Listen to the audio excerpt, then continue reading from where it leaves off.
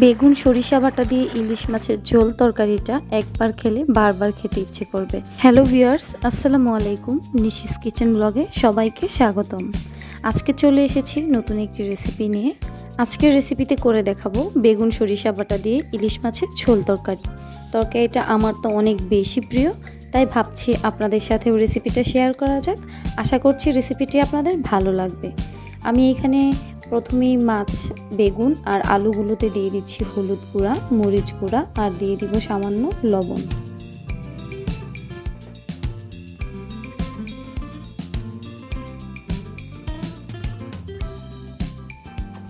সবগুলো উপকরণ আমি মশলার সাথে ভালোভাবে মাখিয়ে নিচ্ছি।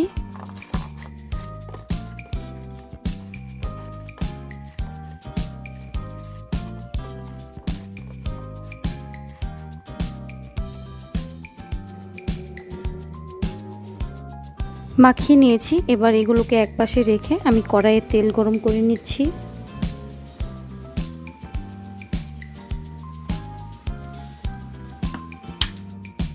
গরম তেলে একে একে মাছগুলো দিয়ে দিচ্ছি। মাছগুলো একপাশে ভাজা হয়ে গেছে, উল্টে নিচ্ছি।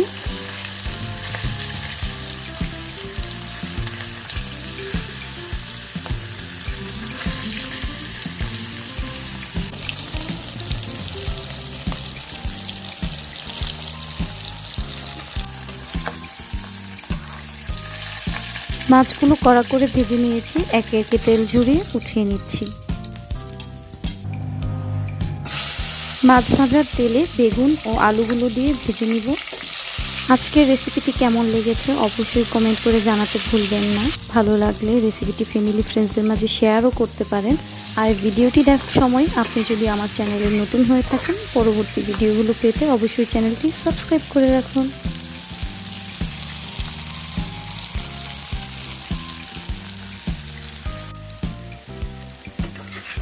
আলু বেগুন ভাজা হয়ে গেছে, এবার তেল ঝরিয়ে উঠিয়ে নিচ্ছি।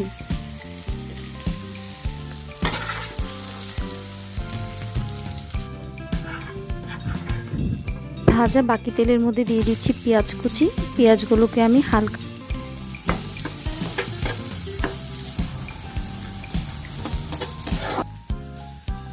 পেঁয়াজগুলো কিছুটা নরম হয়ে গেছে, এর মধ্যে দিয়ে দিচ্ছি সরিষা বাটা। আমি এখানে সাদা সরিষা বাটা দিয়েছি আর সাথে দিয়ে দিচ্ছি সামান্য পানি। খুব ভালোভাবে পেঁয়াজের সাথে সরিষা বাটাটা মিশিয়ে দিচ্ছি। হাফ চা চামচ দিয়েছি মরিচ গুঁড়া আর হাফ চা চামচ দিয়ে দিচ্ছি হলুদ গুঁড়া। পরিমাণ মতো দিয়ে দিচ্ছি ধনিয়া গুঁড়া আর স্বাদ মতো লবণ।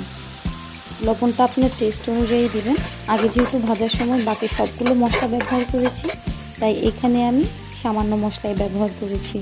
তো মশলাটা ভাজা ভাজা করে নিয়েছি আর আমি তরকারির ঝোলের পরিমাণ মতো পানি দিয়ে দিয়েছি। পানি দিয়ে নাড়াচাড়া করে ভালোভাবে মিশিয়ে ঢাকনা দিয়ে ঢেকে বলক উঠিয়ে নিব।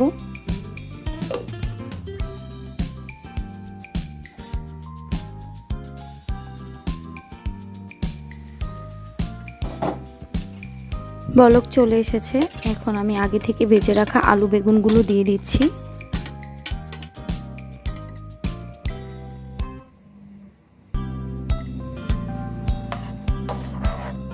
ভেজে রাখা মাছগুলো একই সাথে দিয়ে দিচ্ছি।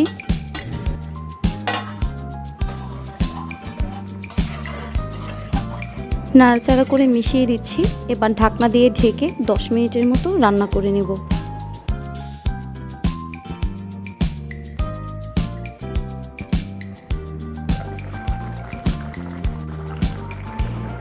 এবার 10 মিনিট পর ঢাকনা উঠিয়ে তরকারিটা দেখে নিয়েছি, রান্না হয়ে গেছে। আলহামদুলিল্লাহ, এই তো আজকের বেগুন সরিষা বাটা দিয়ে ইলিশ মাছের ঝোল তরকারি রেডি। মাশাআল্লাহ, দেখতেও কিন্তু অসাধারণ হয়েছে। তরকারিটা দেখতে যেমন হয়েছে, এর টেস্টও কিন্তু অসাধারণ হয়েছে। আজকের মতো এ পর্যন্তই। চলে আসবো আবারও নতুন কোনো রেসিপি নিয়ে। ততক্ষণ পর্যন্ত সবাই সুস্থ থাকুন, ভালো থাকুন আর আমাদের জন্য অনেক অনেক দোয়া করবেন। আল্লাহ হাফেজ, আসসালামু আলাইকুম।